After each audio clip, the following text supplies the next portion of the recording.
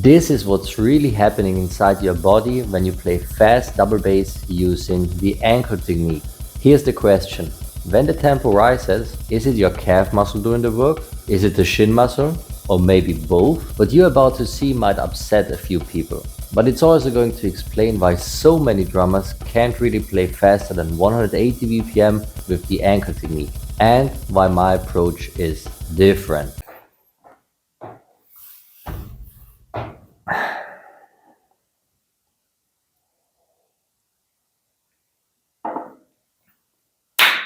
For the last 3 years, I've stayed quiet. I've watched one specific message get repeated over and over again, that the shin muscle, tibialis anterior, is essential to the ankle technique, that it needs to be trained, strengthened, targeted. And if you're not training it actively, apparently you don't understand the technique at all.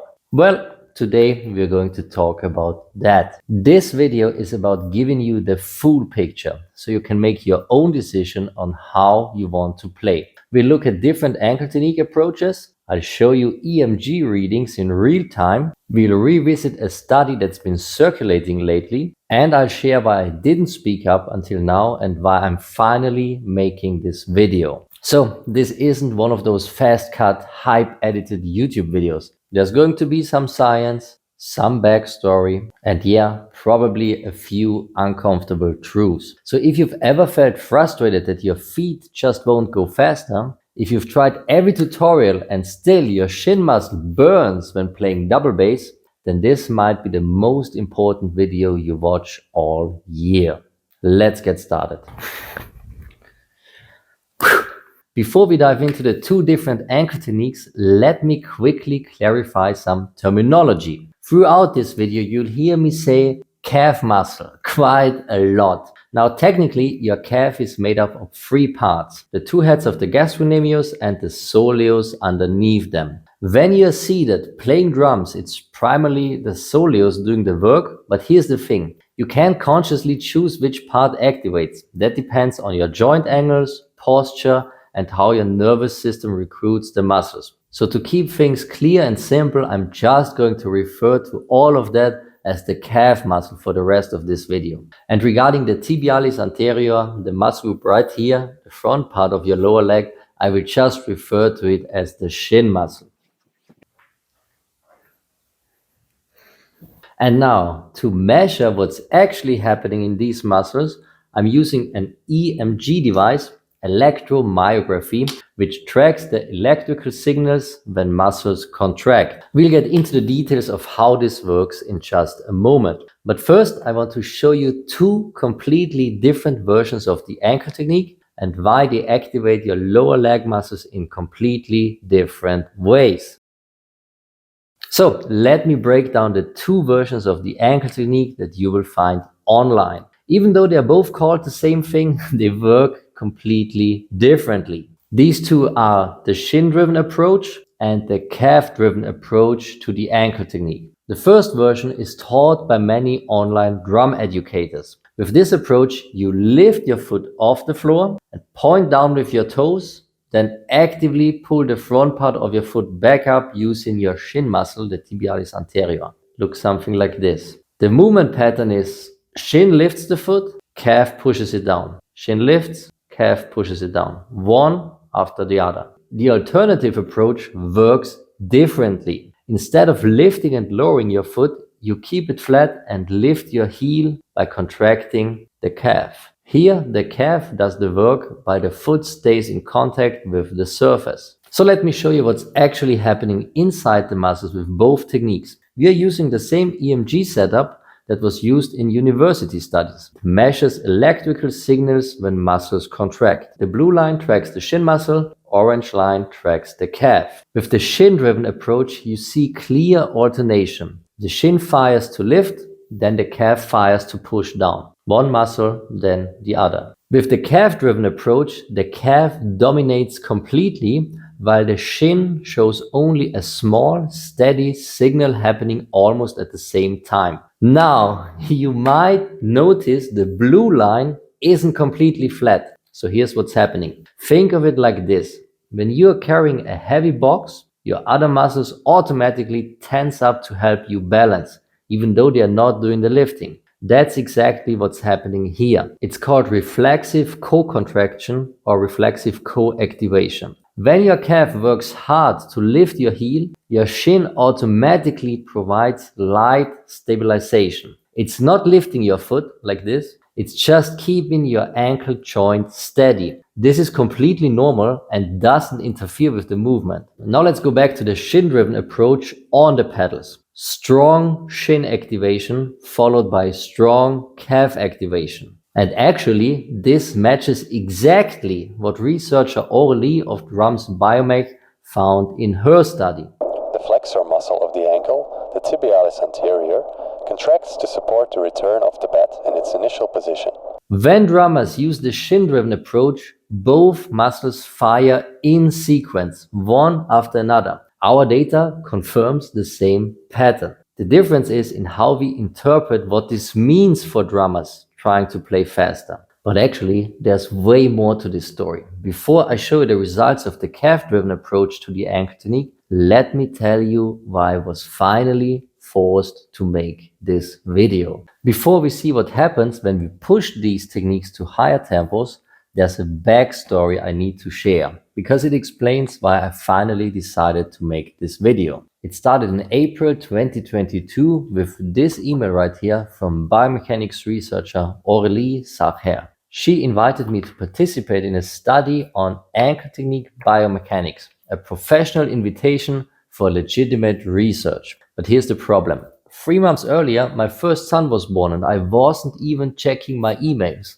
I was at home with my wife and baby, so my assistant Ollie responded without me knowing. Ollie watched their first study video and got pretty direct. He wrote, "The title of your YouTube video, The Ankle Technique, is far off." Looking at this clip, you can see why Ollie was concerned. The drummer is lifting his upper leg with every second stroke. That's not what most people would call the ankle technique. Ollie's point was valid, but his delivery was way too harsh. He shouldn't have been so direct. Aurélie responded professionally at first, even acknowledging the drummer indeed does not do a perfect ankle technique. But then she wrote, "Your feedback was indeed straightforward. I find it even disrespectful towards our team's time and energy invested in this project." This shifted the conversation from discussing the technique to making it about respect for her team's work, which wasn't what Ollie had questioned.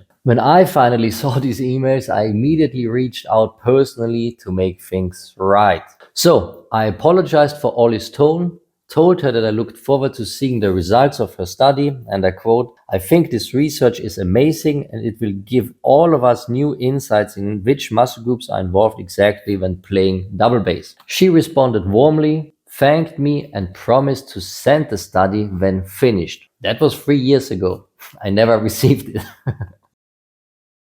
So here's what happened next. Over 3 years, the message that emerged from her work was essentially that the shin muscle is always involved in the ankle technique, even when drummers think it's not. Meanwhile, I've worked with hundreds of drummers who came to me frustrated after trying shin-focused methods. They'd hit a wall around 180 BPM and couldn't understand why. So I had a choice: argue publicly without data or wait until I could prove my point scientifically. I chose to wait. I stayed quiet for 3 years while getting the same EMG equipment used in university studies. So this video is about clearing up confusion that's been hurting drummers who want a technique that works across all tempos. So now finally, let's see what the data actually shows when we test the calf-driven approach at higher speeds.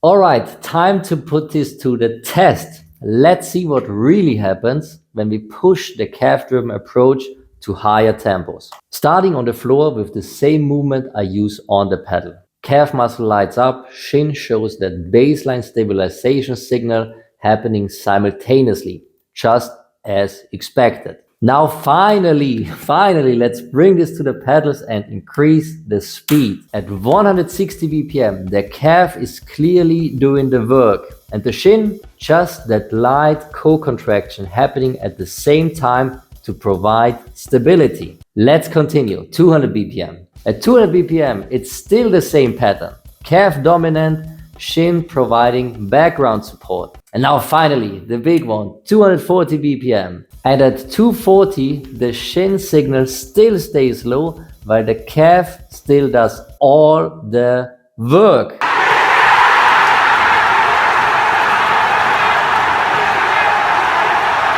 There it is. Even at the highest tempos, we see the same pattern. Calf dominance with light shin stabilization happening simultaneously and not the alternating pattern of the shin-driven approach. At these tempos, your body can't rely on the smaller, fine-controlled shin muscle. Instead, it switches to a reflex-based system using the calf, pedal rebound, and timing. And this actually explains why drummers who focus on shin training hit a wall usually around 180 to 200 BPM. They have trained a movement pattern that works at moderate speeds but breaks down when the tempo increases. No amount of shin strengthening fixes this because the shin simply isn't built for high speed, repetitive power. At higher tempos, you need a different system entirely. We have now demonstrated that there is a version of the ankle technique that relies on calf control,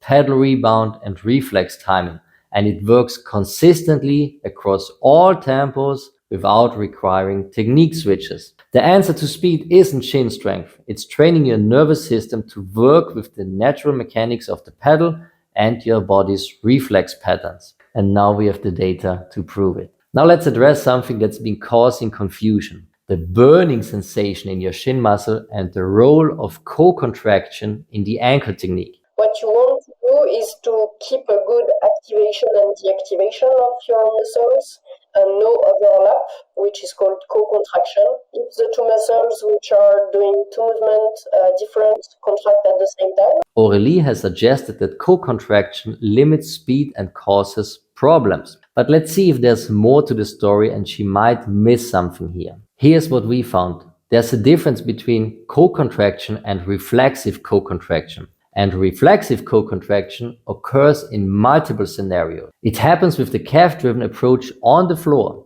Same reflexive co-contraction. And we've already seen it happen with the calf-driven approach on the pedals as well. So why do some drummers get shin burn while others don't? Actually, you can test this yourself at home right now. First, place your foot flat on the floor and just lift your heel up and down using your calf muscle. Just like this. Notice how long you can do this without feeling any burning sensation in your shin. And by the way, the reflexive co-contraction is happening again. But now instead, try this. Lift your whole foot off the floor, point your toes down with your calf, then lift the front of your foot back up by contracting your shin muscle. Do this over and over again. Do you feel the difference? Try this for 30 seconds. Your shin starts burning really quickly. So the real problem is actually sequential competition. The calf-driven approach shows co-contraction on our EMG,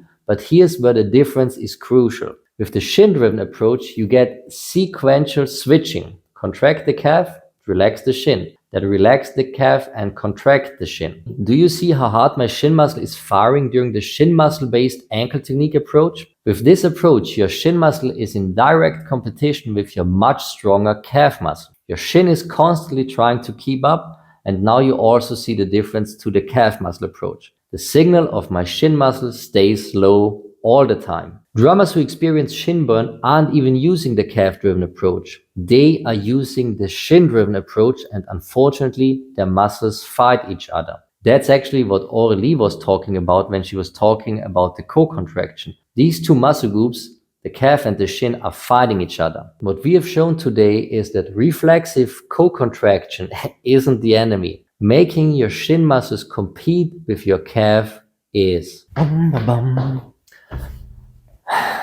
Now that you've seen the data, let's talk about what this means practically. We are looking at two distinct approaches to the ankle technique. The shin-driven method works well within its range, but requires switching to heel-toe or swivel techniques when the tempos increase. The calf-driven approach covers a wider BPM range using one consistent movement pattern. And here's what I see constantly. Drummers come to me after spending months or years training the Shin-driven pattern. Their biggest challenge isn't learning the new technique. It's overriding the old muscle memory that keeps trying to fire automatically. Instead of trying conscious muscle control, you are training reflexes. Slight calf pretension, pedal rebound during the lifting, and timing that works with your body's natural mechanics rather than against them. There's no conscious lifting of the foot. For the calf approach, you don't need to train your shin muscle. It happens automatically through rebound and reflex. Both approaches have their